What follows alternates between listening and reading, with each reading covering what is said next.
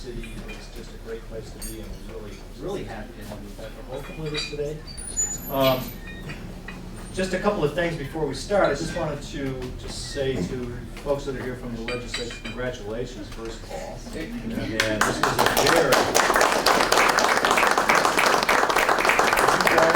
a really interesting year, I'm sure, and it's going to be a very challenging year. But we look forward to the work you're doing. For us in Tech Ed, the things that are in place right now that have really helped us have been the equipment grant monies, program innovation monies, the salary assistance, obviously.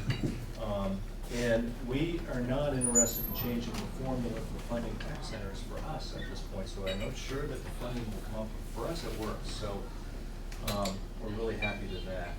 Just want to introduce my team. Obviously, Mary Moran, our superintendent of schools, is here, and Ernie Smalley, the chair of our RAB board, is here today. Bill Lucci is the adult ed coordinator, and I will ask Bill if he would just briefly talk about some of the things that you've supported over time that have made it really valuable for us as we offer things for area businesses.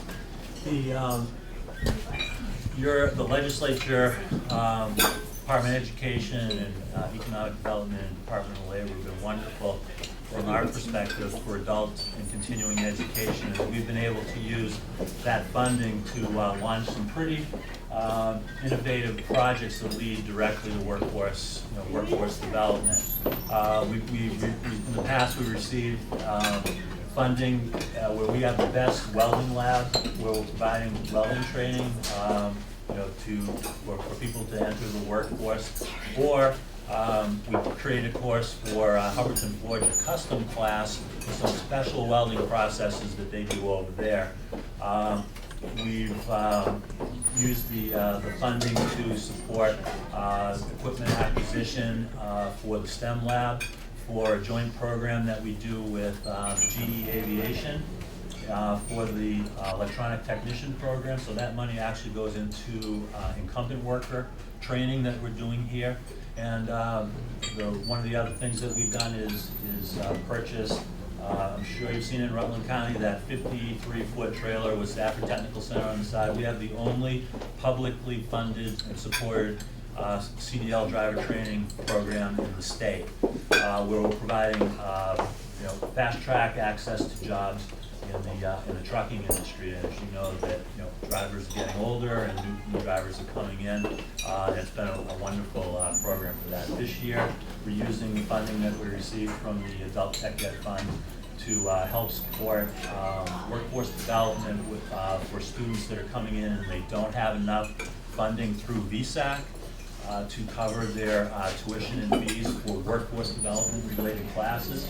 So we're using that money to supplement any shortage that they have so that they can actually enroll and take these workforce development classes that we have here. So we're truly grateful for the support that you provide us through those funding mechanisms, as it really does lead to workforce development, training, and education here at Stafford, and we're really grateful for what you continue, and hopefully you'll continue to do for us here. Thank you. Thanks, Bill. As we're talking, go ahead and start eating. Also part of the team here is Phi Chan. Phi is our outreach STEM coordinator, and Phi is the one that sent you all the information on today's get together. And Phi is working with the area sending schools within our catchment region to build interest in engineering, science, math, and get them involved in our new STEM program that we have here.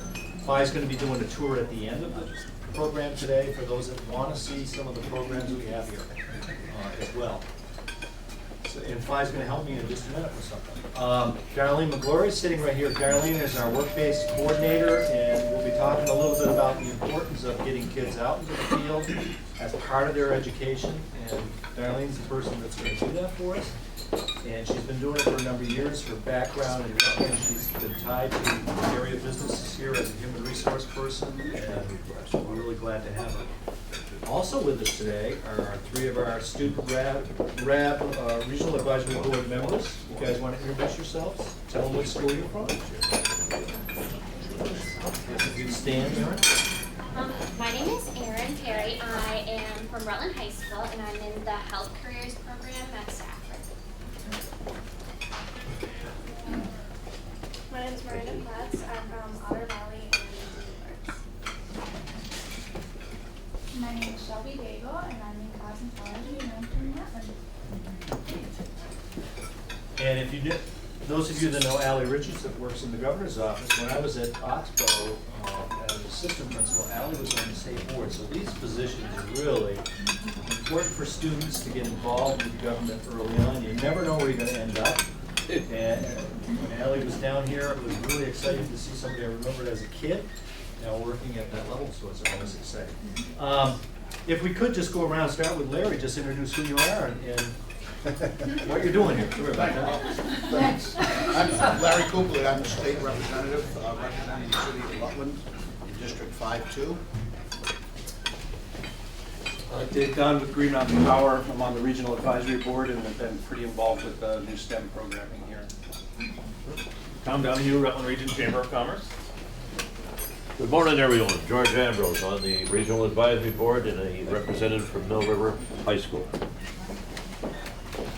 Dave Potter, representing Clarendon, West Rutland, Proctor, Wallingford, and Whiskerton. Brennan Duffy with the Rutland Redevelopment Authority. Thank you. I'm Chris Whitewig. I'm with the Rutland City School Board and also on the Regional Advisory Board for staff. Steve Costello, I'm Vice President at Green Mountain Power. Butch Shaw representing Brandon, Woodford, and the suburbs. Peg Flory, one of the Rutland County Senators. Tom Charanzini, State Representative from Rutland Town, and folks, I really did shower this morning. I'll let you know that. We have quite a few people that called that are either sick or weren't able to make it, so. Yeah, we'll take I'm Pat Manjuni. I'm representing Mayor Loris this morning, who's hosting a mayor's conference and wasn't able to be here. So my apologies for that, but I'm delighted to be here. And I also just want to add for your information that the mayor's just been appointed to the State Workforce Investment Board. So we have another Rutland voice on the state board. Right. And I'm Tricia Coates, and I'm the State Director for Congressman Peter Welch, and I'm very pleased to be with you this morning. Thank you. For joining. Nancy Berzon. I am with the Rutland Workforce Investment Board, and I chair the program committee for staff. Randy Olette, General Electric Aviation, and I'm on the Regional Advisory Board representing General Electric. Yeah, I'm Doug Webster with the Vermont Agency of Education.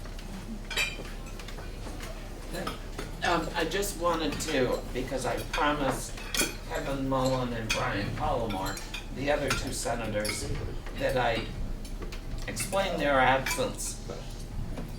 Today is freshman orientation at the State House, and some of the veterans are up there running the program. So that's part of why you don't see some of the folks here.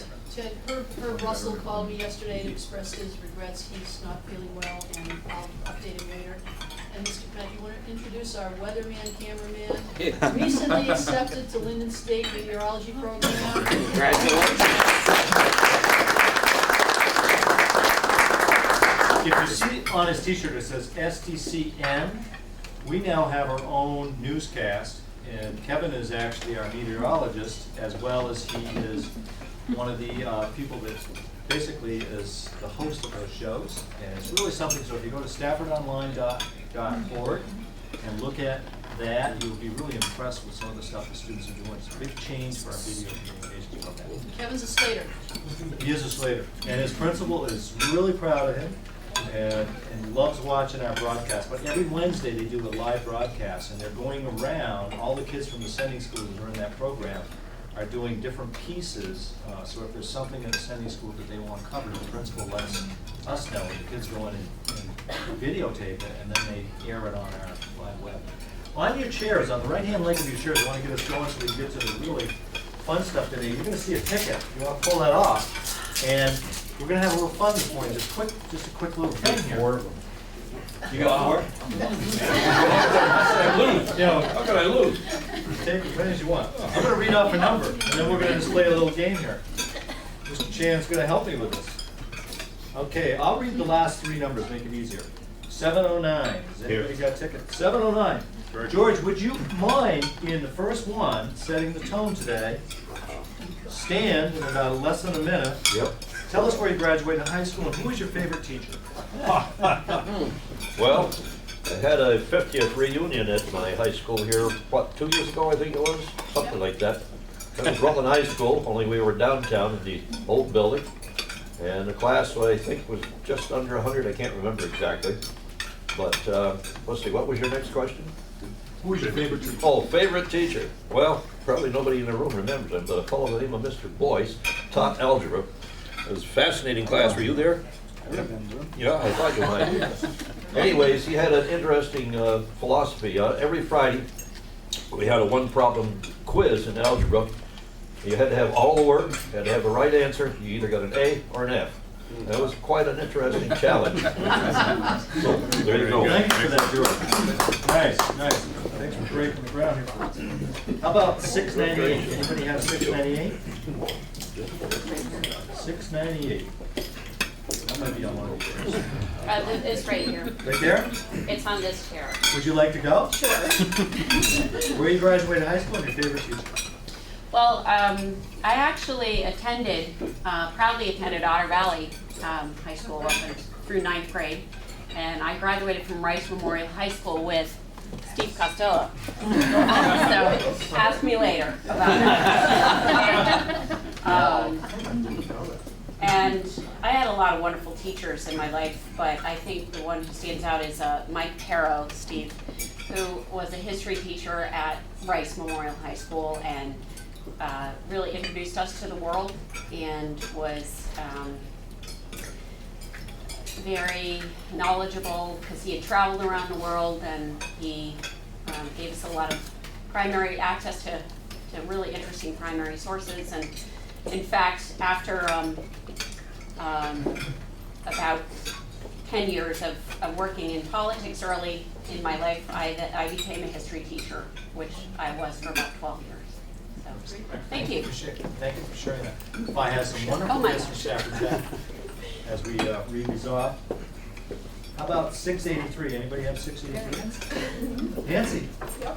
where you graduated high school and your favorite teacher? Muncie Central in Muncie, Indiana. I had about 1,000 in my graduating class. Wow. And my favorite teacher was an 8th grade teacher, actually, Tracy Cogswell. She taught English and was very theatrical. And 8th grade can be a tough year. And our class was no exception. There were a lot of crazy guys in it, always in trouble. But she just had a way of really motivating students. She was somewhat exotic, you know, came from New York City. If you're in Indiana, that's exotic. And so she was just always an influence, and a lot of the students stayed in touch with her throughout their life. Thank you. And she gets a nice coffee mug from Mr. Chan. Thank you. How about 705? Anyone have 705? No? 705? We'll go to another number, try to get through 697. Anyone have 697? That would be me. Oh, great. Question? Favorites? Favorite, where you graduated high school and favorite teacher? Of the 20 years of Catholic education, it's St. Joseph Hill Academy for girls. And I'm thinking about this, and I think it has to be, and only Catholic schools had this, Miss Amelia. I'm sure she had a last name, but that's what she was known as, Miss Amelia. She taught social studies in English, and had a wonderful worldview, but also was down to earth and really encouraging for folks to take a look at newspapers and really see what's going on in current events. And interestingly enough, as I was listening to Tricia talk, how it plays in the rest of your life, because college and graduate school and life after that really has all been about social events and cultural events that way. So very good. Miss Amelia, she'll be glad to know she's been remembered. Oh my God. Yes. Mr. Chan will give you a lovely t-shirt and a lanyard. You're welcome. Another number. We got a few more gifts and then we'll move on. 704. Anybody have 704?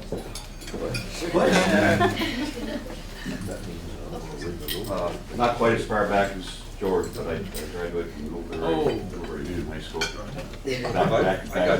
in the day. Yep. And my favorite teacher at the time was a fellow by the name of George Finney.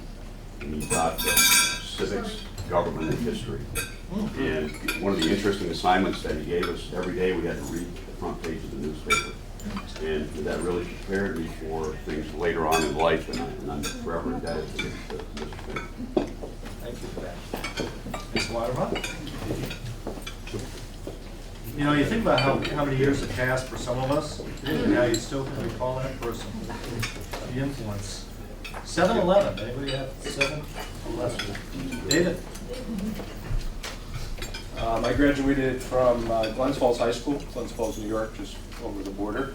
And I had a bunch of good teachers, but I think the one who really sort of stimulated my science side of my brain was Stu Weinoff. He was a physics teacher.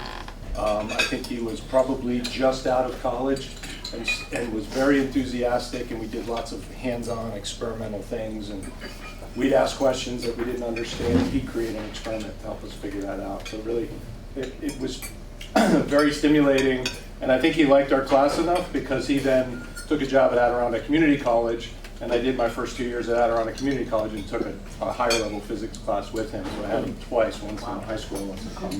Nice. And another month. 687, anybody have 687? 687, no? How about 700? Anybody have 700? 710? 710? 691? No one's fussing up. Nobody wants to do this? 696. No 696. No, wait. 696. I went to high school in Torrington, Connecticut. I'm an Air Force brat. My father was the Air Force recruiter for Litchfield County, Connecticut during the Vietnam War, which was very good for him because he always got his quota. But my favorite teacher was, I was a history buff, so a gentleman by the name of Peter Pappas. And it was always enjoyable going to his classes. Thank you for sharing. And we'll do one more? One more before we get started here. I don't know the time's wrong. 719. 719. 707? 707. 707. Graduated from Rutland High School. My favorite teachers, I had a lot of great teachers actually. Mr. Potter was my driver's ed teacher. I got to give you props for that. Dave doesn't look old enough. No, hardly. Mr. Peterson, I think, he's a history teacher. He had an anthropology class, and I think kind of really inspired the bug for critical thinking in his class. So.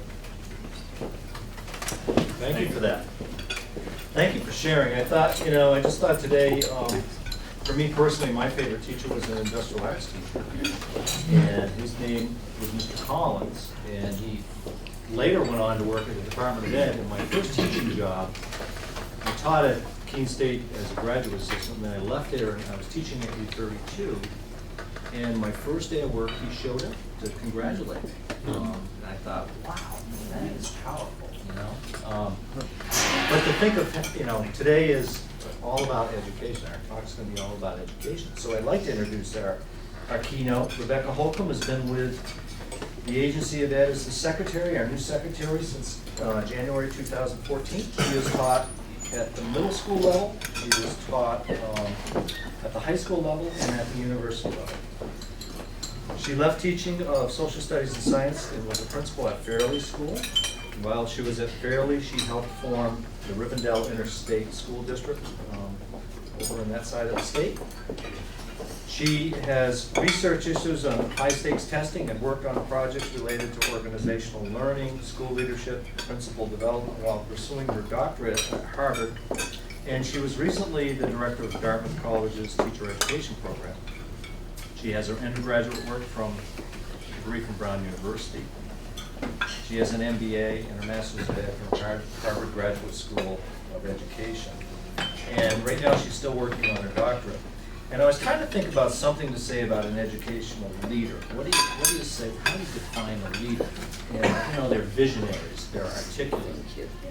they're incredibly smart. But there was one thing that I read last night when I was trying to think of something to say. It said a real leader can somehow get us to do certain things that deep down we think are good and want to be able to do, but usually can't get ourselves to do it on our own.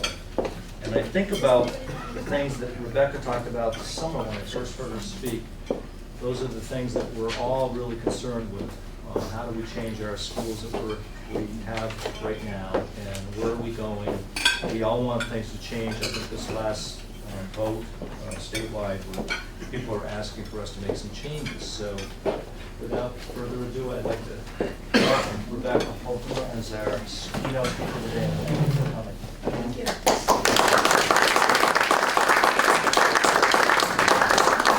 So I'm going to use this so if you get really bored with me, we'll come on the fence. And I'll keep you straight as I go up the rails.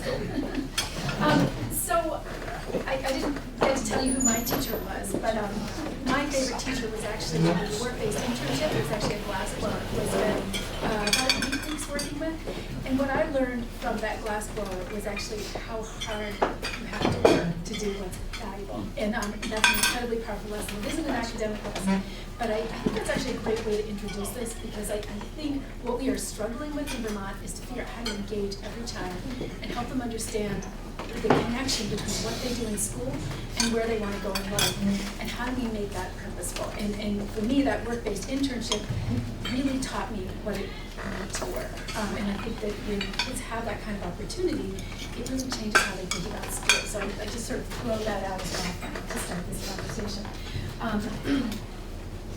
Our goals broadly, and I think this is reinforced by the recent election, is that we have this obligation, this strong obligation in Vermont, to ensure all education develop the skills they need, not just to thrive in the workplace, but also in community, so we can grapple with the incredible challenges we face in terms of trying to form a beautiful, strong, vibrant future for Vermont. But we have to do this in the most efficient and effective way possible. What we heard in the recent forums and the legislative sessions in the Green Mountain Initiative session, 2-day session, was that people like the direction we're heading, they like our vision and our goals, but we're really worried about how we're going to afford it. And so one of the challenges that we have to think about is what's the best way to realize these goals for our children. And that's another great way to begin this conversation, because I think CTE has a lot of lessons for us as we think about how to realize this in the state of Vermont. And then the last goal is to really reduce the inequity of outcomes across the state. We've done very well for some students when you look at our standardized testing. I was just reading an article this morning. And one of the things about testing reading comprehension, some of those tests are actually kind of immune to teaching, in that if you test certain kinds of material that some kids know a lot about, they're going to do better on that test, not because they're better readers, but because they know more about that topic. You can't separate tests of reading comprehension from what kids know. And I'll just give you an example. I have a friend who's a Vermonter. She teaches in New York City, and they implemented a new Common Core test last year. And because she's a Vermonter, when she went back after visiting her parents, she brought 2 buckets of sap. And they boiled it in her classroom, probably took all the paint off the walls. But her kids knew everything about maple syrup. So then the new Common Core test comes out, and guess what the reading passage was about? And she had the best scores in her school. And it's not because her kids are better readers than the other kids in the school. It's because her kids knew everything about how you make maple syrup and maple syrup. So think about that. I throw that out again with CTE, because what we hear a lot about is that CTE kids don't score as well. It's sort of not the place to go. Well, here's what I'll tell you. I'll just tell you about my own son. My son can tell you anything about airplanes, and if you gave him an article about airplanes, he could tell you all about it. He could read it well and answer any question you threw his way. Give him a question about something else or an article about something else, he might not do so well. And I would say that's the same for some of your kids here in the CTE as well. They're smart, able kids. We are not capturing what they do in ways that speak to their intelligence and speak to their capabilities. And that's really one of the ways that I think CTE can really educate the state of Vermont about how we tap the strengths our kids bring to school, as opposed to how we measure them by tests and indicators that may not really tell the full story of what they're capable of doing. So that's an equity issue, and I would venture that part of the problem isn't the children coming into the school, though I know that kids deal with incredibly challenging circumstances. Part of it's how we're working with them, and what can we learn from the programs that are successful with these children that enables them to shine and bring their best to Vermont. And that's really what our goal is in education. So I think I've given this enough so that most people know this, and you know, I was reminded again when I just traveled last week, when you get your airplane ticket, you swipe out from the kiosk now. If I go to CVS, I don't have to talk to a person. The reality is that technology is profoundly changing our workforce, but it's also profoundly changing education. I think globalization is also changing it in terms of us being much more international and in terms of the kinds of jobs that are here versus overseas. Thrilled to hear that Rutland has 4 students in Lima, Peru right now. Good for you for really reaching out and making those kinds of opportunities available for your children. But the reality is we need to be educating our kids for a different future. And the way I think of this is that what matters, what's the premium skill right now, is not what you know, because kids can learn that. It's what kids do with what they know. And specifically, we know that our kids need to be able to do the kinds of skills that are listed out here. They need to be able to solve unstructured problems, reason with evidence, work with new information, complete non-routine tasks, communicate, persuade, collaborate, sometimes across continents and technology, and exercise judgment. Because these are the things computers can't do. Computers can drive trains, but they can't exercise judgment when something doesn't work the way it was predicted to work. And that's a uniquely human skill still. And that's what will be compensated, whether you're a crafts person or whether you're a professional. It's this 21st century skill set. We need the same skills for all students. There is no career ready and college ready. All children need to be well educated. This isn't about a tracking system here, because the best cosmetologist is someone who can do these things. The best person in healthcare is someone who can do these things. This is something we need to develop and support all our students in. And I want to just pull out a couple elements of the education quality standards. Some of you have probably read these, but you should be saying, especially if you're from the CTE world, I recognize some of these, because some of these are things that are done really well in CTE, and maybe we need to do some more work in the regular high schools. For example, this focus on proficiency, not seat time. You earn the credit when you demonstrate the skill, when you demonstrate the mastery. You're not going to earn your LNA unless you can show that you know and you can do what you need to do to be an LNA. Likewise, the emphasis on proficiency in the standards is saying that's what we want for our kids. It's not about you serve 4 years in high school so you get your diploma. It's about, can you show us what you can do having spent that time there? And some kids may earn it faster, some kids may earn it less quickly, but the point is that's the goal. The goal is mastery. The next one is emphasis on personalization and purpose. One of the things we know from our data is that particularly our young men and some of our men who are living in poverty really don't feel very engaged with school, and they aren't demonstrating the academic performance we'd like. Well, I wonder if some of that has to do with whether we've given them the right opportunities to learn. And if we bring in a kid in kindergarten and start giving them a hardcore academic program, and what they really don't want to do is play with their trucks, pretty much what we've taught them is they're not school material. We have to be really mindful that different kids are on different developmental trajectories, different kids have different interests. It doesn't mean they're capable. It means that we've thought about where they are, what interests them, what motivates them, and how we can use that to bring them to the table of education. Because these kids have potential, we just need to figure out how to access it. And then the last one is systems to support continuous professional growth and learning of educators. I would not want a doctor who simply implemented a new procedure because there was a change in law. I would want that doctor to get professional development before they operated on me. Same thing with kids. We give our kids, is there anything more important to a parent than their child? We give them to teachers. Would we ask our teachers to all of a sudden move from the old form of education to a new proficiency-based model without providing them opportunities for professional development and growth? I hope not. Because this is hard work and it involves some risk-taking, and we can't afford to take risks with other people's children because of the public trust that parents give to us. So we need to make sure that somehow when we think about this enterprise of education, we're finding opportunities for our educators to get continuous professional growth and learning. Sort of like if you were in a trade, you might have to continue to take courses or credits to keep your certification as well as your credential. That's how we preserve quality. And when we're in a very tight resource environment, unfortunately, this is one of the first things that goes.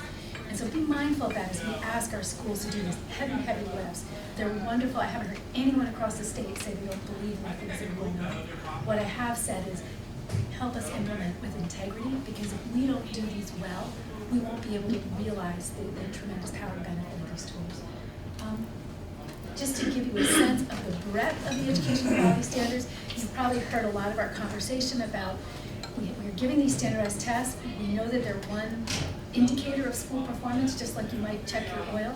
But if your oil's low, you don't immediately sell your car. You ask why your oil's low. And in the same way, we need to really be thoughtful about how we use some of the indicators like the test scores and ask what they're telling us, what they're not telling us, and why they are where they are, and how we can use that information.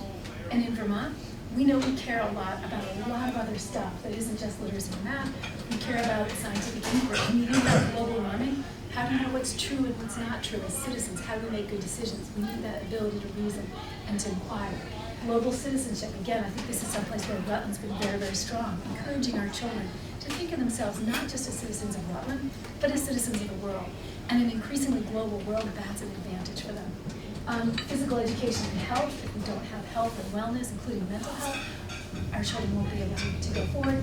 Artistic expression, creativity, and when you think about the fact that 60% of the jobs, and I know you're in digital design, digital arts, I mean, we have to value that because we need people who are getting that sense of skill and that expertise who can go out and do this. And when you think about the fact that 60% of the jobs that our kids will have when they graduate haven't even been invented because we're in this period of economic transformation, we need people with that creative skill set who can communicate about it, help us understand information in new ways, and help us think about that. And then the transferable skills, those are the 21st century skills that were on the other slide. I don't know if you have, it's gone, but let me see if I can click on this.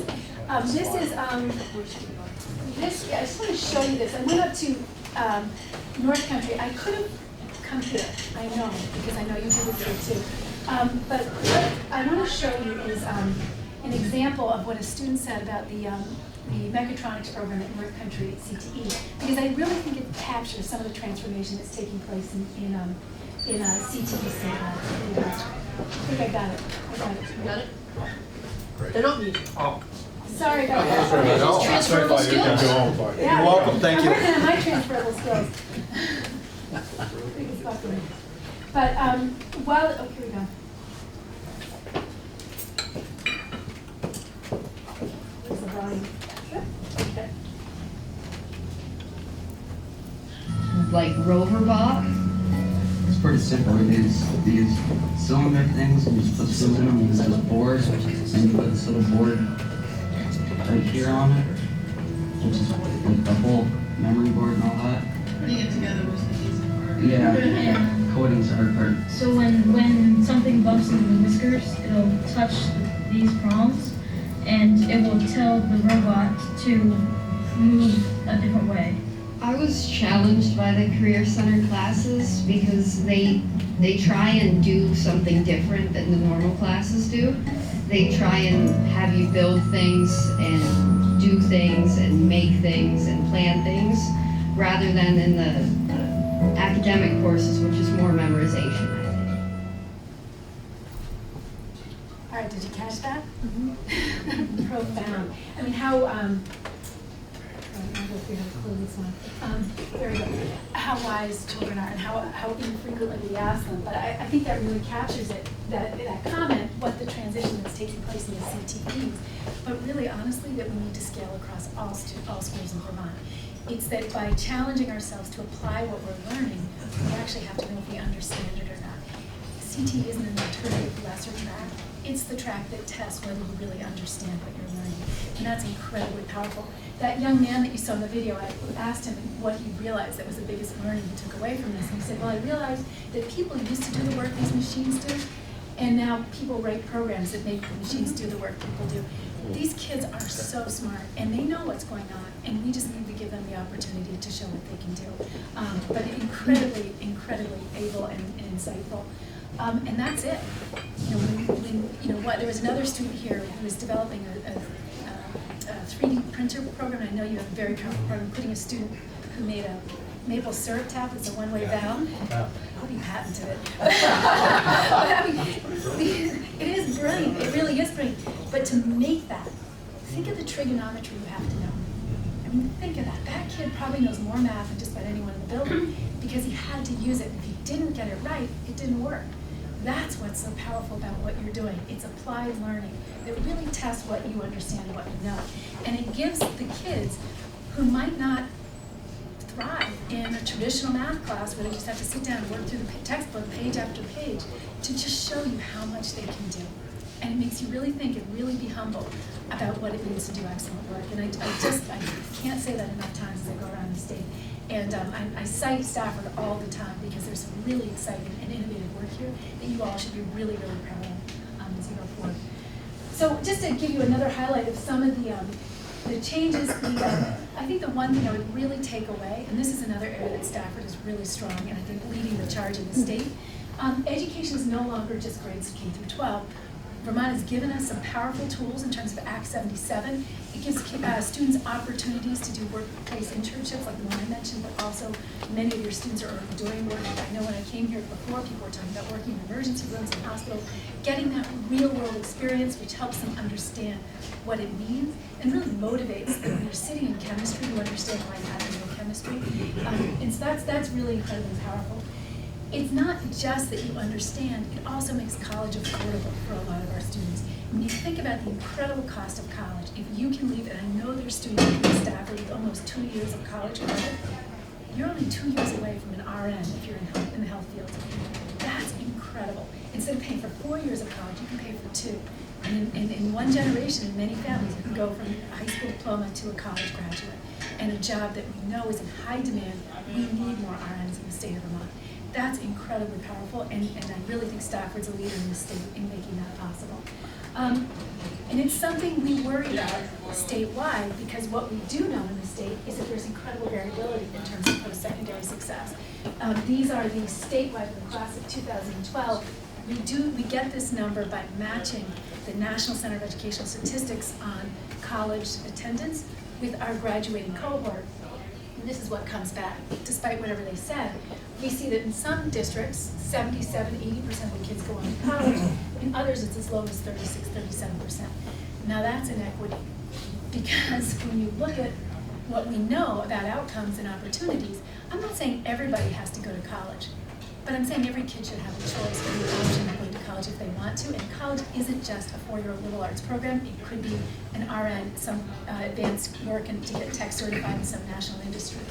But what we do know is that the demand for people with higher levels of skill is increasing. So if you look at the demand for high school diploma, this shows you from 1973 to 2002 to projected for 2019. And what you see is this shifting demand for different levels of education. Increasingly, the workforce is demanding students with higher levels of skill. Here's another way to look at it. When you look at, we all want to be fully educated in all sorts of things, but the bottom line is people also want to be able to support themselves, support their families, and be engaged in a meaningful career. And what we do see is that there is increasingly a premium. And again, when we talk about some college and associate college, there's a wide variety of what that looks like, but there is a premium for kids who go on and get some kind of credential which earns them place in the workforce. And that's just, we owe this to our kids. They may choose different paths, but we owe them the opportunity to choose that path. They shouldn't be stuck with no advanced college work because we didn't create a vehicle or an opportunity for them to get that. So what engages students? Rigor, relevance, and relationships. I think you hear this if you go statewide, if you've been to any of the big performances. Students, I'm sorry, I shouldn't even call you kids because you're not kids anymore, but students like to be challenged. They just like to be challenged with meaningful work. And when you think of that high school student at North Country, the reason she liked career tech, she said, was because it challenged her. She felt bored in the regular classes where it was focused on memorization. They want to be challenged. Students want to know that what they're doing is meaningful, and they want to have strong relationships. I'm not going to belabor this, but I just want to celebrate the fact that whichever trade you're focused on, there are opportunities for very high-level learning in English language arts and math and a whole bunch of other stuff. And I see this as I go around the state. Have you ever tried to read a welding manual or an automotive repair manual? Some of them, I look at them and I can't even untangle them, but there are students in this building who could absolutely read them, process them, turn around and use it to do some really good work. It does challenge you. Same thing with writing. When students are motivated and when they have an argument to make, they all need to be able to advocate for themselves. And this happens in the context of the work that's being done at CTE. Math, complex math concepts. We want our students to be able to make sense of problems and persevere in solving them. We want them, if you think about that, what really makes a good employee, sometimes it's not just what they know, but it's that self-evaluative, that executive functioning ability to know when they don't know and be able to figure out what they need to learn or know when something's gone wrong. We want them to persevere. We want someone who, when it doesn't work out the first time, well, they're going to roll up their sleeves, they're going to go back, and they're going to figure it out. That's what we want in our workers. And that's something that we were challenged to do in the context of CTE. And also this emphasis on math modeling and figuring out how to describe it. And this is just a picture from an automotive program, but when you think about it, you have to know differential geometry when you're doing it. It's just that we don't tell people that that's what we're doing, but that is what we're doing. And so we actually are doing fairly sophisticated math, and many of these courses we're just not calling it math. And so the challenge is, how can we leverage that? How can we sort of pull that up and use that as an opportunity to develop these skills in our students? So as you leave, and as members of a regional advisory board, I'm sure you're thinking about both, if you're from industry, what is it that the industry needs for workers, and then how does that connect with what the tech center is doing? What is it that schools need to do to support those skills moving forward? Just think about how we do these skill development in the context of this. And just a quick overview of some of the priorities coming out of the agency. This is not to take away resources from existing programs which are powerful and need to be supported in a continuing way. But what we are trying to do is work with industry to develop potential growth areas where we know that there's going to be strong demand. So, and see if we can bring or target additional resources towards developing those. So these are some of the ones that have been identified at the state level as strong priorities, where really demand outstrips supply at this point. And so we're going to try to work with CTEs to help them develop additional capacity in some of these areas. In terms of relevance, what we know is that using career interest inventories and job readiness training increases at-risk student school engagement by 35%. Such a basic thing. The point is, kids need to know that what they're spending their time doing here is actually relevant to where they want to go. If they can see that it is, they're more likely to give it time, because they're smart and they're trying to optimize for themselves as well. They have limited time and they want to expend their energy on something meaningful. And so in Vermont, we're trying to support that by working on the personalized learning plans, which challenge students to think through where they want to go and figure out what kind of course opportunities and work-based experiences they might need to get there. One of the things that the agency is exploring is thinking about putting access to workplace internships and CTE in as one of our accountability measures, because if we really believe it's valuable, why not tell people whether or not their students have access to CTE? Why not tell parents and students whether or not, if they go to this school, they'll have access to a work-based internship? Because for many students, that's what quality is. That's how you make the learning meaningful. The other thing the agency is doing is partnering with VSAC to provide access to Naviance at a substantially reduced rate, so that it's really affordable, so that anyone who wants to can opt in for about $1 a student to put this Naviance platform with all these tools that it has for career planning, college planning, into their system, because we feel we have to help our systems try to address that. If you were going to do it individually, it'd be quite costly. So, and then the last piece, and then happy to take questions, is just relationships. And in the context of this kind of project-based applied learning that's taking place in the CTEs, as I go around and as I hear from students, one of the things I do hear is about the positive and powerful relationships. And if you think about sort of performance-based learning or mastery learning, it's a very different relationship with your teacher, because your teacher is of necessity more of a coach. It's not about, oh, you got an 80 now on the test, now we're moving on.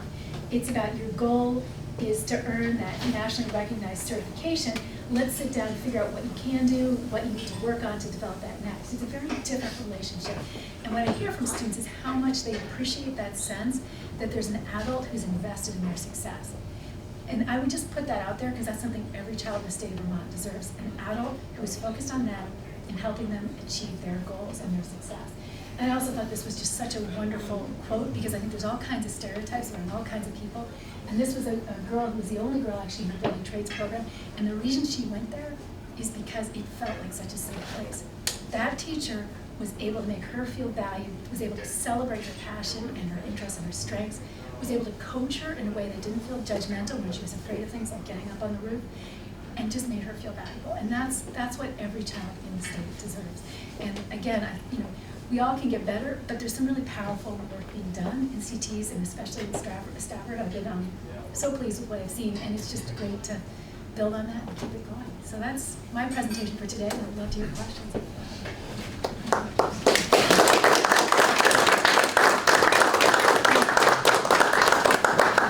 Questions?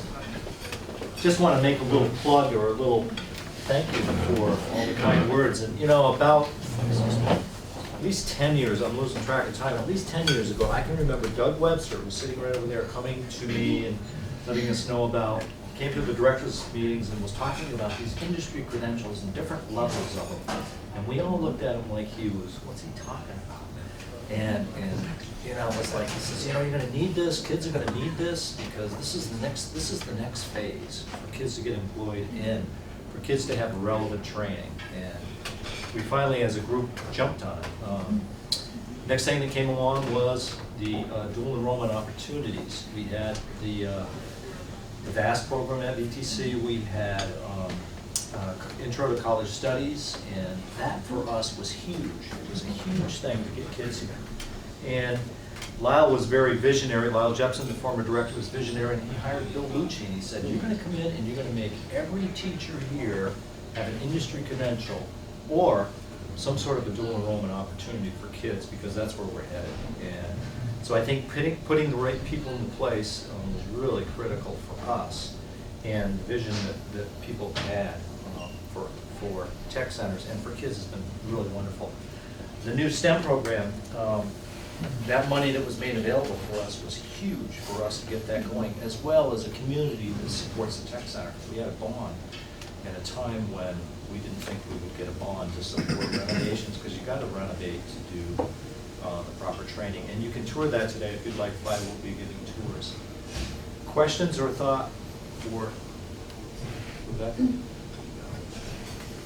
I don't really have a question. I just wanted to thank Rebecca for what you said, because you articulate this situation that we're in so beautifully. And I would just love to, I hope we've got a copy of this so I can pull some quotable things out and use it.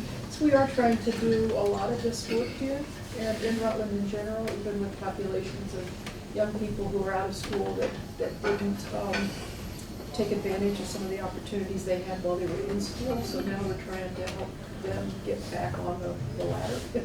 And the relationship piece, I know, is so key to that, having people in your court. And so many of our kids unfortunately grew up without having someone in their life that could really be that advocate and role model, and kind of, set some boundaries and set some goals and help them, appreciate it. So anyway, I just wanted to thank you for what you said. Just a question for you. One of the difficulties that we've had, and Stafford's done a really good job of working around this in a couple of the professions, particularly the LNA, but it's getting young people involved in some of the workplace environments. There's been issues with the need for insurance and the concerns about workman's comp and that. And in fact, Stafford is paying for those insurances in some of the trades, but it's still very limited. Is there any discussion at the state level at developing programs to expand those opportunities, potentials for the students? In terms of work-based internships specifically? Yep. I don't know if you want to speak to that too. I think that John Fisher he just did a trip to Europe actually to look at a bunch of career academy type models there, and I think the thought is how can we build on sort of international experience around that. So I think we know that that's an area we need to continue to develop. I don't think we have all the answers yet, and part of it again is going to come back to the resource constraints, and we may need to address some other issues in order to free the resources to support some of that work. But that's a real concern. Do you want to?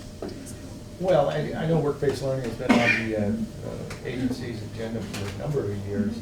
I can't say, I went to Germany about 15 years ago and studied that. We had a whole wave of people that went over it. And I think we need to I think we need to do something different and something a little bit more bold than what we've done in the past. And I think that could be where we're headed. Because those things do limit, you know, and Darlene's the expert on where we're gonna place kids and how, but. And I was one of those people that went abroad, and I went to Austria and looked at their system, and what you saw kids doing, we honestly came back here and talked to some people here, and they said, oh, God, our kids couldn't do that. Well, we were looking at 15-year-old kids doing CAD/CAM designs and then going on to the machines to build the stuff in products that actually then would go off to the consumer. And so we knew it could be done. We knew our kids could do it, but we knew there were constraints with our system. Liability environment. Yeah, yeah, That's a litigious reality system. grapple with. Other questions? George? Just a comment on the No Child Left Behind, that I've heard some remarks that have been made from you, and I appreciate that. Seems to be, to me in Washington, there seems to be a change in attitude against that, for that whole program.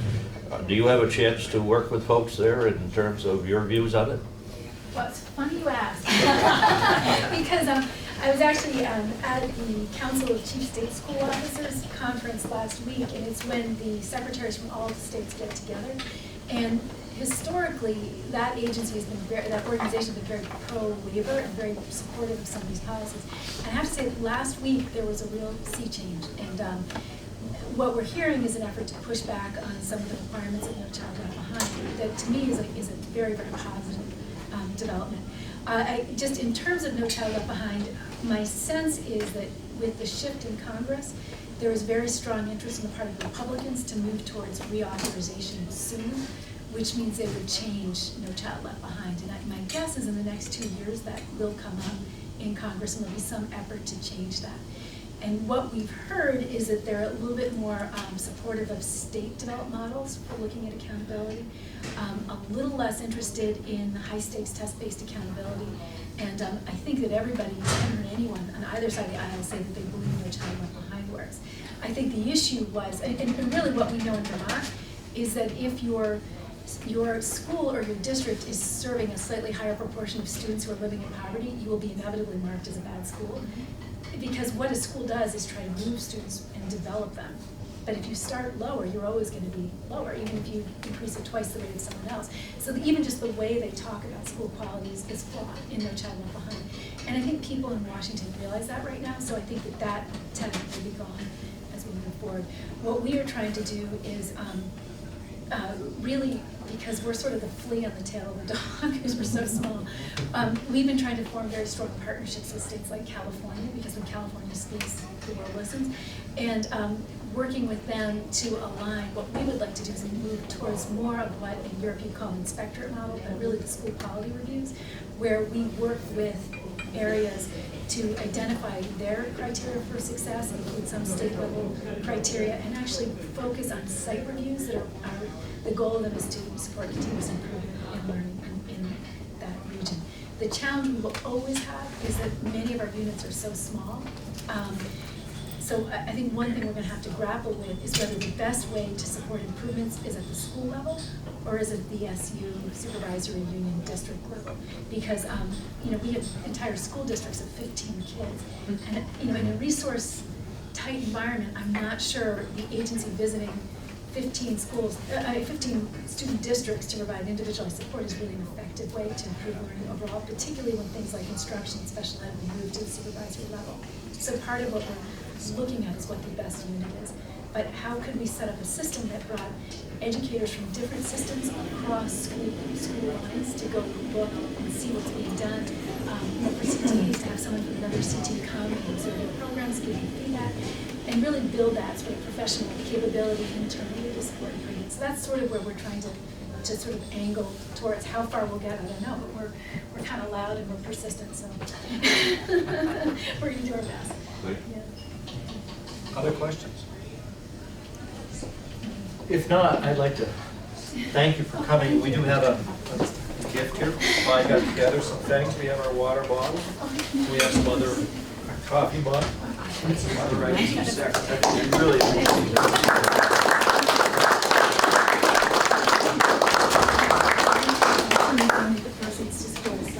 That's great. That'll be As double. a policy, I don't accept gifts, but what we Yeah. do is we have an internal auction and we Yeah. raise money for schools. Excellent. You are We contributing like to that. schools in Vermont. We like that. Through our silent auction. Thank you Thank you so much. Those that want to join for a tour today, as we wrap up, Vi will be happy to If give you'd you a like tour. a tour, meet in the of various hallway. We have a places. couple student guides here in the area. Our RAB member is going to be one group.